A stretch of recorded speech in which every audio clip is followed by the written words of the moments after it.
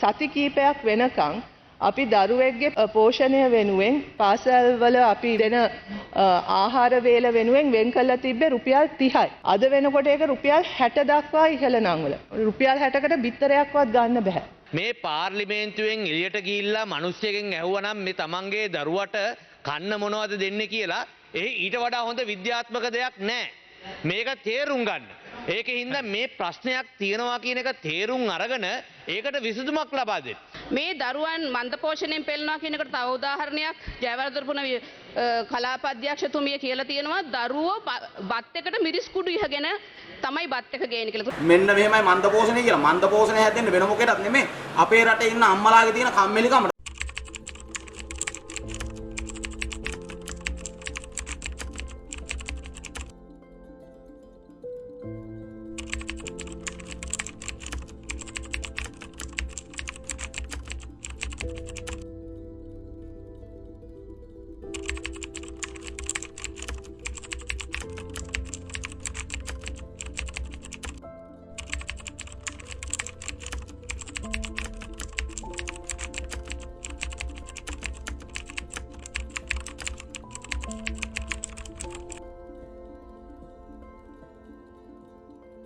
Christine Skoog, UNICEF representative in Sri Lanka, launching an appeal to address the urgent need of the most vulnerable population in the country.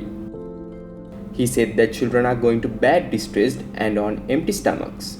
Many children are not regularly attending school and hospitals are fast running out of medicines, including for children and pregnant women. This South Asia island of 22 million people is battling its worst economic crisis with a plunge in the rupee currency, runaway inflation and an acute dollar shortage to pay for essential imports of food, fuel and medicine. Population below the poverty line and underprivileged communities have limited access to good nutrition and medical facilities. Once boasted of superior health service and self-sufficiency in rice, shortage of medicine and food is rife, and now what is available is also unaffordable to many. A recent survey by the Sri Lanka Red Cross Society and the International Federal of Red Cross and Red Crescent Societies reveals that many in the poorer household have reduced the dosage medicines intake per day in order to afford the medicine, while many more are compelled to cut down on protein in their food. Some are also reportedly managing on just one meal a day.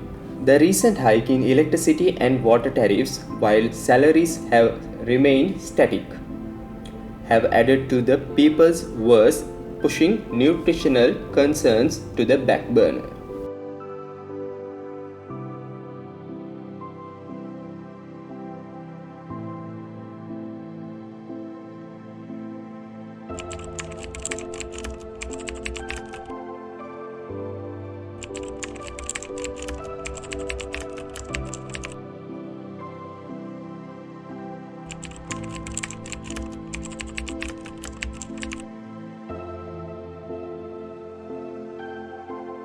With the cost of living, people are going through many challenges just to have food on their table.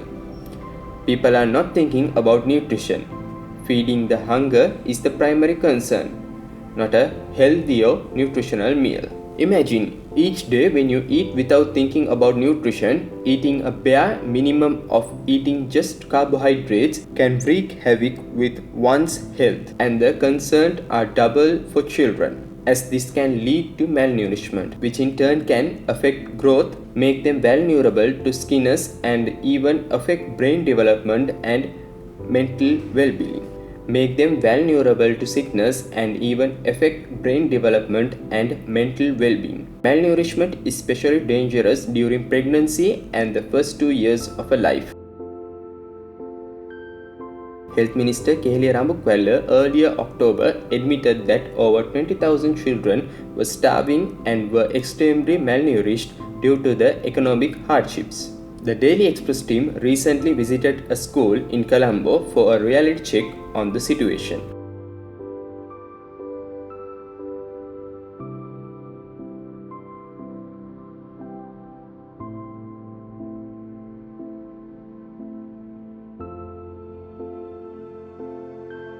அநேகமான மாணவர்களுக்கு மதிய உணவு என்று சொல்லுகின்ற பொழுது உணவு அரசாங்கத்தால் உணவு கொடுக்கப்படுகின்றது.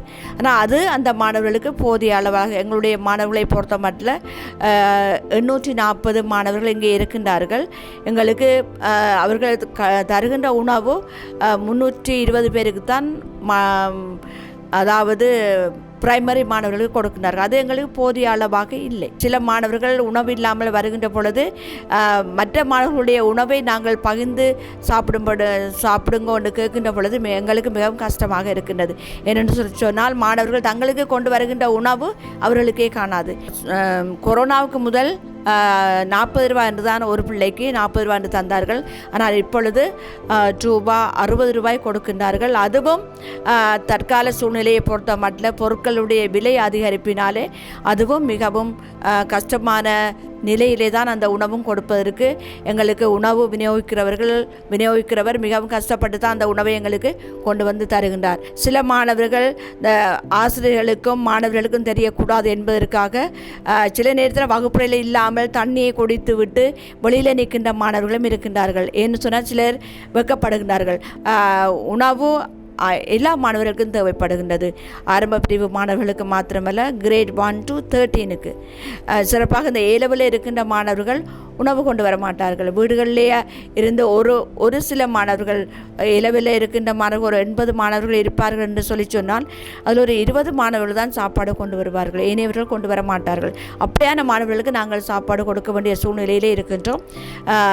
அதனால இந்த மாணவர்களுடைய உணவு அதாவது ஊட்டச்சத்துள்ள உணவு கொடுக்க வேண்டிய சூழ்நிலையில் இந்த பாடசாலை காணப்படுகின்றது.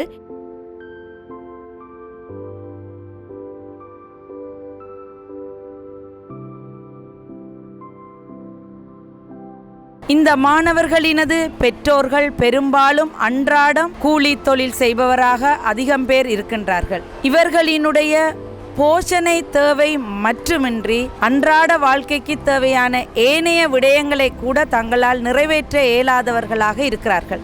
இன்றைக்கு எமது பாடசாலையை பொறுத்தவரையில் 90% மாணவர்கள் காலை ஆகாரமின்றி வருவதை எங்களால் காணக்கூடியதாக இருக்கிறது. அதனால் இவர்களது கற்றல் நடவடிக்கையில் பாரிய பிரச்சனையை எதிர்நோக்குகின்றார்கள். முதலாவது, காலை கூட்டத்தை நடத்தும் போது குறைந்தது 20 நிமிடம் நடக்கின்ற ஒரு காலை கூட்டத்தை நடத்தும் போது 20 மாணவர்கள் ஒரு காலை கூட்டத்திற்கு வருவார்களாயின் ஒரு மாணவர் மயங்கி விழுகிறார். வகுப்பறை கற்பித்தலின் போது மாணவர்கள் சோர்வாக இருக்கிறார்கள். கற்றலில் கவனம் செலுத்துவதும் குறைவாக இருக்கிறது. குளப்படிகளும் கூட வயிறு பசி வந்தவுடனே அவர்கள் தங்களுடைய கற்றலில் ஈடுபடாமல் ஒரு குளப்படியான ஒரு வேலையை செய்வதற்கு முற்படுகின்றார்கள். இப்போதைய காலகட்டங்களில் இவர்களுடைய வேலைகள் இல்லை. அடுத்தது இந்த சூழலில் வேலைகள் அற்றவர்கள் நிறைய பேர் இருக்கிற காரணத்தினால பிள்ளைகளை அவங்களுக்கு ஒழுங்கான முறையில் பாடசாலைக்கு கூட அனுப்ப முடியாத ஒரு சூழல் ஏற்பட்டிருக்குது. போசாக்கான உணவு என்று சொல்கிற நேரம் மிக குறைவு. அப்போ போசாக்கான உணவை கிடைக்கிறதுக்கு அவர்களுடைய பெற்றோர் தான் அந்த போசாக்கான உணவை கூடுதலாக வழங்க வேண்டும். அதுக்கான வசதி இல்லாத மாணவர்கள் கூடுதலாக இருக்கின்ற காரணத்தினால அவர்களுடைய கற்றல் கற்பித்தல் கூட மிகவும் பின்தங்கிய நிலையில் காணப்படுது. காலையில் என்ன சாப்பிட்டீங்க? காலையில் ஒன்றும் சாப்பிடல. காலை சாப்பாடு ஸ்கூலில் சாப்பிட்டு அதுக்கப்புறம் வீட்டுக்கு போய் திரும்ப சாப்பிட்டு இன்னொரு தடவை சாப்பிட்டேன். அம்மா வெளிநாட்டில் அப்போ சின்ன வயசில் ஒட்டி போயிட்டேன். காலையில் என்ன சாப்பிட்டீங்க? காலையில் இங்கே வந்து சாப்பிட்டேன். என்ன சாப்பாடு? சோறும் மரக்கறி கறியும். அம்மா இனிமேல் ஃபேக்ட்ரியில் வேலைக்கு போவாங்க. அப்பா ஃபேக்ட்ரியில் வேலைக்கு போவார், இல்லாட்டி அவரோட சமையல் வேலைக்கெல்லாம் போவார். உங்களோட ஃப்யூச்சர் அட்மிஷன் என்ன? விஞ்ஞானியாகி எல்லாம் நிறைய பொருளெல்லாம் கண்டுபிடிச்சி இந்த உலகத்துக்கு நல்ல பேர் வாங்கி கொடுக்கணும்னு ஆசைப்படுறேன். அப்படியே நடக்கணும்னு நாங்கள் வாழ்த்துறோம். தேங்க்யூ. எனக்கு 2 பிள்ளைகள் இருக்காங்க. ஒரு ஆள் ஓயல் செய்கிறாங்க, மற்ற ஆள் கிரேட் 5 செய்கிறாங்க. இன்னைக்கு கூட ஆஃப்டர் சாப்பாடு அனுப்பலை. நான் காலையில் சாப்பாடு அனுப்புனேன், மதியானம் செய்ய இனி தான் யோசிக்கணும். சொன்னேன் அவங்களுக்கு காலையில் சாப்பிடலாட்டி அவங்களுக்கு எப்படியுமே படிக்க கஷ்டம். மற்றது பகல் கொஞ்சம் சாப்பிட்டாலும் பின்னேரம் அவங்க 3 மணி வரைக்கும் இருக்கிறாங்க. அப்போ அதுக்கப்புறம் அவங்களுக்கு சரி கஷ்டமாக இருக்கும் படிக்கிறதுக்கு. மகன்னா கொஞ்சம் கூட சொல்லியே படிக்கிறாரு. மகளுக்கு கொஞ்சம் கஷ்டமாக இருக்குது. ஏன்னா அவருக்கு சாப்பிடாம கேஸ்ட்ரிக் பிரச்சனை வந்துச்சு. இப்போ கிட்டத்துலேயே மகனுக்கு வந்துச்சு. ஏன்னா அவங்க காலையில் சாப்பிட்றது இல்லை, பகல் சாப்பாடு மட்டும் தான் எடுத்துகிட்டு போவாங்க. அப்போ அதனால கொஞ்சம் கஷ்டமாக இருக்குது.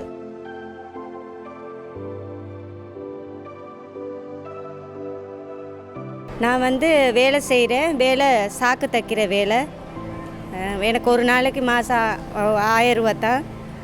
1000 ரூபாவில் எடுத்து இந்த பையனெல்லாம் சாமான் வாங்கி ஆக்கிறதுக்கெல்லாம் கஷ்டமா. அந்த 1000 ரூபாவில் தான் என் 3 பிள்ளைய படிக்க வைக்கணும், 3 வேளை சாப்பிடணும், எல்லாமே அந்த 1000 ரூபாவில் தான். என் பிள்ளைங்களை ஸ்கூலுக்கு அனுப்புறதுலேருந்து கிளாஸ் ஃபீஸ் கட்டுறதுலேருந்து இப்போது அந்த 1000 ரூபா வருமானம் சரியான கஷ்டம் எங்களுக்கு இந்த காலத்தை மாதிரி. ஹஸ்பண்ட் இறந்து போயிட்டார். ஹஸ்பண்ட் இறந்து இந்த ஜனவரிக்கு 3 வருஷம் ஆகுதம்மா. நான் மட்டும்தான் என் குடும்பத்தை பார்த்துக்கொள்வது. 3 வேளை சாப்பாடுன்னா எங்களுக்கு சாப்பிடவே இயலாதம்மா. ஒரு வேளை சாப்பிட்றதுக்கே பெரிய கஷ்டம். காலையில் பிள்ளைங்களுக்கு ஒழுங்கான சாப்பாடு இல்லை. பிள்ளைங்களுக்கு நான் ஸ்கூலுக்கு சாப்பாடே கொடுக்கறது இல்லை.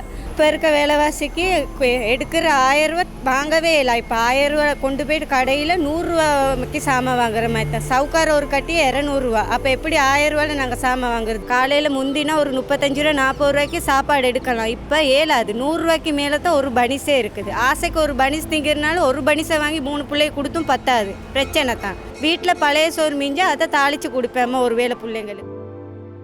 This is the reality. Many of the children may only eat a single meal today. Some may be forced to go hunger. Many schools, especially in the less affluent and rural areas, provide a free meal for students.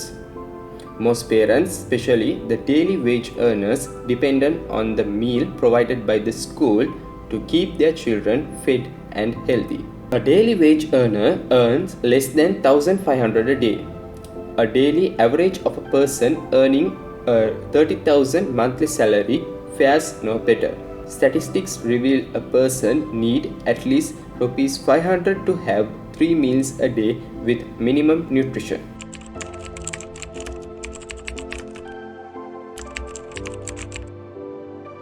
We asked several experts for their views on the food situation in Sri Lanka, how it is impacting children and what can be done to alleviate the situation. Regarding the current situation of Sri Lanka with the crisis, most of the children are affected by the nutrition because the lifestyle has been changed. That means after the economic crisis, most of the parents are not eligible to give the nutrition for their children. That means, for example, their breakfast. Regarding that, Miss, can you tell about your opinion? Yes, no doubt. I mean, I'm very happy to be here, by the way, with your newspaper. At the moment, of course, we are in a crisis. But, Sri Lanka has been having a lingering, when I say lingering, a kind of a long-term nutrition problem over the last decade or more. Now, let me give you an example. Children under 5 years are considered to be thin when their weight for height is less. And Sri Lanka has seen the percentage of children wasted at about 14%. That is about 1 in 6 children. Wasted for the last 10, 20, 30 years. That has never changed. In fact, the World Health Organization defines that the country, any country, is in a state of emergency when their percentage of children under 5 who are wasted is more than 10%. So you can understand, for 14, 15% wasting to be there for the last 20, 30 years without shifting. Now, while we all know that there is a worsening, I would say a worsening of the situation, we also have to look in the balance. Now, somehow, the government and civil society, development agencies, non-governmental organizations have gone up to assist these children when they are wasted without allowing the same child to be thin for a long period of time. Now, if they are thin for a long period of time, their height or shortness kicks into action. But I must say that Sri Lanka has done exceedingly well over the past 40-50 years to reduce the most dangerous form of malnutrition, and that is stunting. But to answer your question, yes, if things go on the way it is, we are definitely going to see the numbers increasing and the rate of undernutrition increasing.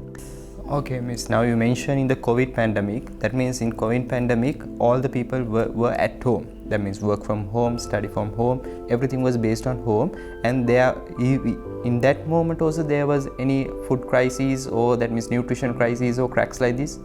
It started from the COVID times. Definitely. One thing was that people couldn't, really go out and shop. Even the people who could afford. Then the day workers didn't have work. When there was lockdown, they just couldn't go and work. So, they were actually depending on handouts, parcels that were distributed, dry food packs and so on, government, small amounts given by the government. So, this started then. But it has also increased the dependency syndrome.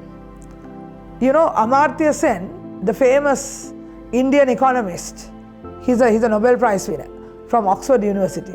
Amartya Sen said, the type of assistance you give during one disaster will shape the next. That means when I visited the school, at the moment most of the parents told me that they cannot afford for a cup of milk because of the crisis and because they are basic on their income.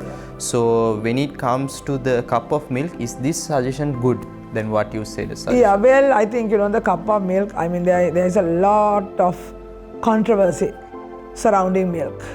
In fact, we were struggling to include milk as a separate message into, I wish I could show that book later on, into the new food-based dietary guidelines for Sri Lankans. Milk is something that is a shortcut to calcium. Around the world, even the US, the main meal lacks calcium. We can't get the calcium right. So milk is a quick fix. Really, children drink breast milk, which is the best for them. And up to 6 months, it's only mother's milk. Then food with mother's milk. Now, if that happens properly, and after age 2, they can have a good meal, you don't actually need the milk. Milk is not essential. But it's a quick fix. So your question, for a poor family, if they can't actually give a reasonable, colorful, meal of a quantity, correct quantity, then milk is a shortcut. So regarding this, have you come with any solutions, Miss? Or that means you can just tell only you need to do this and eat this, so like those? Sure. Now, yes, of course. Now, the government of Sri Lanka, and I must say, again, I'm not a lover of any government, and I'm not talking about politicians. I'm talking about the system, the administrative system. Now, the health system, I must say that the primary healthcare system of Sri Lanka, that is the preventive health, is one of the best, even now in the world. So, they take very, very good care, not only to check the mothers, but also to try and give a Poshana Malla for the poorer mothers, right? Now, actually the Poshana Malla is not necessary, obviously, if the mother has everything. So, the government of Sri Lanka for the last decades has been giving the vitamin and mineral supplements to the pregnant mother. That still goes on. Just because there is a crisis, that has not stopped. So, the iron folate, the calcium supplements, deworming, everything is given to the mother. And our mothers undergo birth weight checkups, that is, what is their weight throughout the pregnancy. So a lot of those steps are taken. But again, as you said, finally, whatever supplement, now they are supposed to get Triposha, but Triposha has not been available. For the last 1.5 years, Triposha is given to all pregnant mothers, all lactating mothers, and children who have less weight or who are flattening their weight under 5. But that has not been available. That is why there is a big cry for Triposha. But that is not a quick fix. That is also not a solution. So solution is the meal. Now the meal, as I said, we don't actually all the time need a lot of money to have a good meal. We can have pot grown leaves, if we have a small garden even, we can grow 3 vegetable trees. We'll give a family of 4 vegetables to eat for 3 months. Now I am not talking this by reading books. I have practiced this. I now have a home garden. So if you grow 4 different types of vegetables, 3 trees, you can have that vegetable. Now if it's a slum area, the question is how are they going to grow?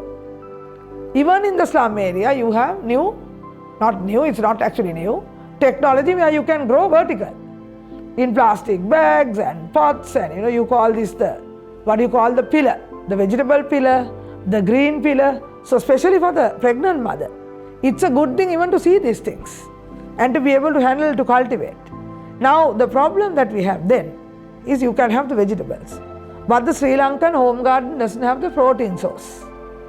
So few eggs, but maybe in the villages, the neighbor can actually have for 6-7 houses to buy at a reasonable, now eggs are expensive, at a reasonable rate, an egg every day. A little bit of curd, you can share it in the neighborhood. If I can't buy a pot of curd, I can ask 2-3 families that actually let's get together and buy. So there are innovative solutions even though it is expensive, very much more expensive now, right? So what I'm trying to tell you is there is a problem, but there are ways to fix the problem also. Always be positive. Okay, ma'am. When I just visited the school, regarding on that position in the assembly, the principal and the teachers just mentioned most of the children faint because of the dehydrate. So for a day, I think a child must drink 2 liters of water. Is it correct? Yeah, adult definitely 2 to 3 liters.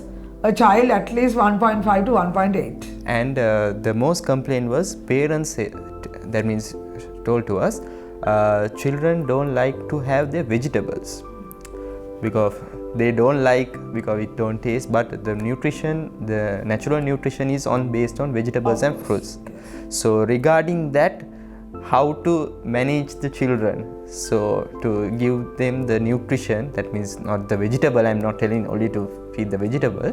Regarding that, how can the parents move on to that? Any ideas do you have? Thank you very much. You have asked a wonderful question, which is actually, the answer to that is the key to solving most of our nutrition problems. All parents, rich or poor, complain that their children don't eat. Well, I have to turn the question back to them, to ask them, how have you introduced and when have you introduced the child's mouth to different tastes? Now, we are supposed to actually get children to eat solids by 6 months. That is when the mother's milk only or the exclusive breastfeeding stops. So you are supposed to start on family food at 181 days. Now, my guess is that the parents have not done a good job of that. Now, I don't like to be judgmental about the parents, but unless you get children used to the taste before their brain develops and works, you are not going to be able to get that nutrition habit. The first blueprint or the electrical circuit in the brain is at 6 months. Then you have to get them used to all types of food before age 5. So if you have missed that window of opportunity not only for growth, but for getting them used to different tastes, it's going to be a very, very difficult thing. Now, in the community kitchen that we run at the moment in Colombo, Kilapana, we plan the menus and we try to give every day fibrous food, because these low-income settlements, especially in Colombo and urban areas, their whole accent is on easy food. So you go to the kade, the shop, you can buy some parippu, easy. A tin of salmon is not bad by the way, something easy food. A boiled egg or whatever, egg is also good. But children are used to Mysore dal. It's the only thing, very easy to eat, you don't have to bite it, you just swallow. So they are not really used to eating fiber-rich, good vegetables. So in the community kitchen, every day we either have kehel mua, the banana flower, or bendika, or katri, or whatever we have. And fellows who are not like eating the first day, now the 2.5-year-olds are coming with a with the plate. Auntie, can we have bandaka? Can we have kehel mua? Now they have got used at 2.5 years. Why? There is no choice. We cook it in a very tasty way. And we give them something sour, something with chili powder and curry powder. We give something tempered perhaps. And we give color on the plate. And we also give something that is milky. So the menu, if it's planned to be tasty and a mixed taste, they will eat all those wonderful foods. But you have to introduce it early. So it's not a problem of the children. I'm sorry, it's a problem of the parents. Okay, Miss, on the final question about nutrition, what is your guidelines for the children as well as parents? Yeah, for children, as I said, number one, get them used to a variety of foods before they can think properly. Make sure that from age 6 months, we are doing the right things that the public health midwife says. The public health midwife really demonstrates how to feed the child, how the quantity, it's even in the growth monitoring chart. Follow that. Don't get them used to sugar, biscuits and unnecessary processed and ultra processed food, because we don't even recognize those processed foods, what the raw material is. If you look at tomato sauce, you can't recognize that it's coming from a tomato. So keep it simple, keep it where children can bite and use their teeth before, as they are getting their teeth. So make the food habit early, 6 months to even 2 years, if not 5 years. Number 2, get the right quantity. For a day, we only need animal protein, 1 piece, that is the size of a matchbox. That's giving you 50 grams of protein. Plus, you can eat a cheaper source of protein, which is plant protein, and not Mysore dal every day. You can buy, even though it's expensive, 1 kilo of moong atta, but you can eat it for even 7-10 days for a family of 4. Then it's not expensive. So know to eat the right quantity. Then you can afford to buy good food, but in the right smaller quantities. What we are doing is, we are eating a mountain of rice and then marakari and all konjam, little bit. But if you reduce the cost on the rice, now the plate of food, the rice should be less than half the plate of food. So if you reduce the money on the rice, you can buy 250 grams of cheap vegetable. Like vattaka is only 120, 140 rupees. For 1 kilo, sometimes it's 120 rupees. But people don't, they want to eat carrot. But carrot is of course superior. Quality wise, there is no doubt carrot cannot be substituted with pumpkin. But pumpkin is good enough. Gourds, labu, this kind of thing, ridge gourd, vatakolu, these are good things. Then katri, of course, in the Tamil community we eat a lot. And that's a wonderful thing, So have a different set of colors, the right quantity and given at the right time. Children or adults must eat their breakfast by 7:30. 7:30, lunch for school children it has to be after 1 o'clock, but right on the dot. 1:30 and dinner at 6:30. And right quantities, you don't need a lot of money, and you can eat 1 dish meals. Put very small quantities of vegetables like the sambaru. Now we have all this in this country. The sambaru for thosai is one of the best hatma aluas that we can have. And you put little, right? Little konjam, beans and vattaka, you have batu, everything is in that. If at all, throw a little dry fish into it. Or on the day that you are not vegetarian, throw 4 pieces of fish. It's a complete curry. And you eat it with rice. It's not so expensive. So there are solutions. Okay, Miss, it was a wonderful interview. Thank you for your guidelines, and especially thank you for your guidelines for the parents as well as children. Thank you very much, ma'am, for coming here, and thank you. Thank you. Can you focus on that book? Yeah, sure. Now this is going to come out, and for any country, food-based dietary guidelines are there. Yeah, and we can, this is called, the brand is called Arogya. Why Arogya? The word is acceptable to the Sinhala and Tamil community. Everything we thought about that. When we talk about the nutrition issue currently with the crisis of Sri Lanka, what kind of things do you get, that means reported, like the nutrition issues? Especially for children. See, as a child-focused organization, we keep getting requests asking for support for school feeding programs, and of course for community kitchens to feed children. And the main reason being so, as we all know, as that UNICEF report also has stated, that there are altogether 5.7 million people who are affected, and out of that 2.3 million are children. And from that we know 15.7% are children who are under 5 years of age. So as a result of this crisis, we are seeing a reduction in the number of meals that are being taken and also the quality of the food that is being taken. That means we took up a randomly school. So we went and visited there. At that moment, I saw most of the children miss their breakfast because some parents cannot afford for the breakfast, or that means 3 meal a day means they might only have 1 meal a day. So most of the children depend on the school food and come. That means what is provided by the school. So regarding that, children missing their breakfast, do you have any programs coming out or organizations done? Yes. Yeah.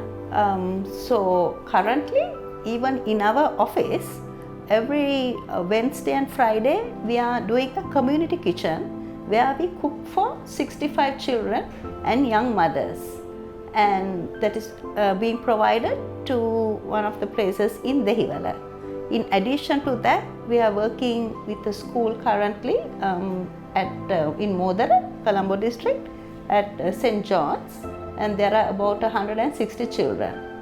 In fact, there was a drop in the number of school children, but the moment that they heard that there is a school feeding program, the numbers increased. So there is better attendance in school as well. In addition to that, from Ratnapura, even Hambantota, we've had requests, and we are in the process of starting a school feeding program. So when you talk about, that means the increase when they come for school. Regarding that, so you can see there is a nutrition problem going on in Sri Lanka.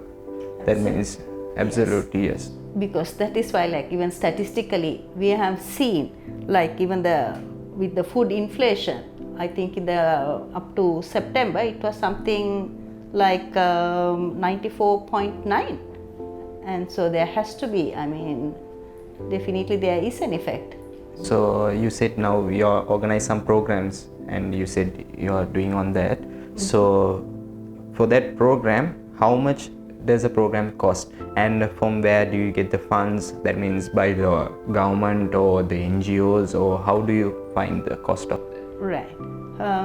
So answering the first part of the question, we do, I mean, for a breakfast program, that is either we do rice and the correct curries, or else if it is like cereal, that is about 125 rupees.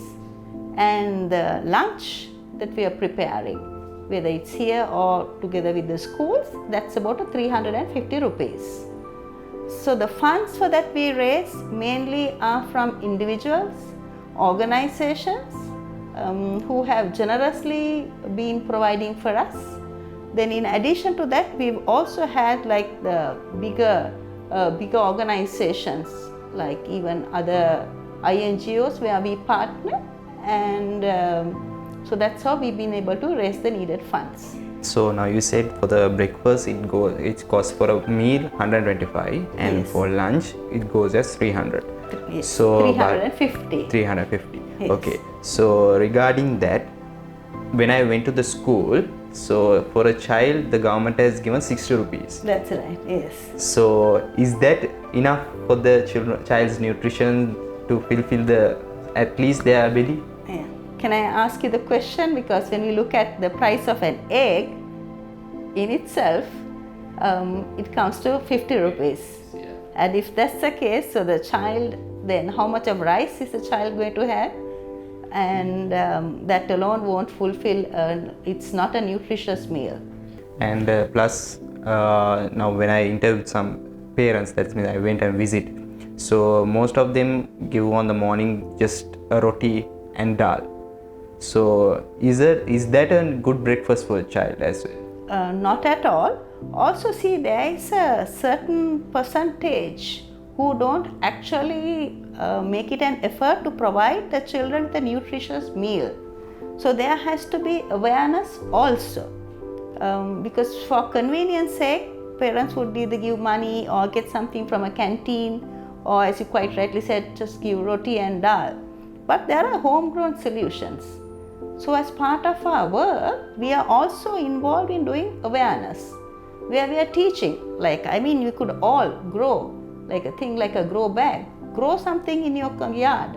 You can, there is in our environment quite a lot of, Sri Lanka is blessed as a country.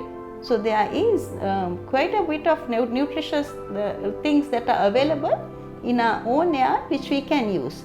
So there has to be an aspect of awareness raising as well. Okay, so when we come to the breakfast, because the breakfast is more important for children, especially for studies, sports and extra activities. So if they miss their breakfast, do you think they can focus on their studies and concentrate on their sports or whatever the activities they do? Definitely not. And I think we've heard and we've seen of many an instance where children have come to school and have fainted. Through the schools that we are working in, this has been seen, and this is why, as I said, knowing that there is a school feeding program, there has been an increase in attendance as well. Okay, so now if children are missing their breakfast, regarding that, by the school, some that means the old girls or the old boys, or by the parents, some have been contributed for the school. Like those programs, have you gone through any contribution to help a school out, or like those, any example can you come out with? You're asking for a particular example? A particular example means I'm asking, that means for the breakfast or for the lunch. So like those, when you organize a program, how do you gather everything? Yeah. So first of all, because we work with the school and with the local authority, and so in those initial discussions we find out as to what they can contribute towards. Like now there are some parents not only giving their time to prepare the meal, but some are even willing to, from their own gardens, to bring in the necessary, the palakula, the leaves, and so they do contribute. So it's a joint effort. It's not like as if we are giving something, but it's done jointly together, the school authorities and of course the parent teacher, the association, where we support them. Great. By your organization, do you come up, that means in the future, regarding nutrition, what kind of plans do you come up with? So firstly, of course, is to continue the school feeding program, because we have received many requests for that. Secondly, the awareness raising. That is, so even before we start the school feeding program, we teach on good health practices, whether it's to the children or the parents. See, even the little ones, when they learn of taking the right meals, it becomes like the second nature or habitual, like taking things like lentil and like even milk and what needs to be taken fresh, they learn it automatically. So that's from an awareness perspective, that way we teach even the parents, okay, this is how you need to prepare the right meals. Then also as an organization, we are also supporting in livelihood initiatives, including like in November we are having a series of trainings. We are getting some trainers where they will talk about, okay, how do you have a model garden? How can you develop the whole concept of grow gardens, and to have the grow bags, to have little life gardens, so that you encourage. And we are also looking at doing this in the school also, because when you look at the school, sometimes there are spaces which can be used for a thing like this. So there are the home science or the teachers who are teaching agriculture who are willing to involve themselves and make it like a recreation where getting the children also involved. Okay, so still the crisis gets back to normal. What kind of message do you want to leave for the children and parents regarding nutrition? To know that, first of all, rather than blaming the systems, blaming the authorities, to know that ask yourself, what can I do? As I think Mother Teresa who said, we can do no big things, but we can do little things in love. So that's, I think, a message that should be taken even to the children. Okay. Thank you very much for giving your time for us and in this busy time. Thank you very much. Thank you. Okay. Finally, what we can understand is we need to make our children have good food habits and make sure they eat the right quantity. They must eat their meals at the right time. Home garden solutions or vertical plant growing technology, good health practicals, taking the right meal and making the meal colorful with all the ingredients are the best solution we can come across to solve this issue for now.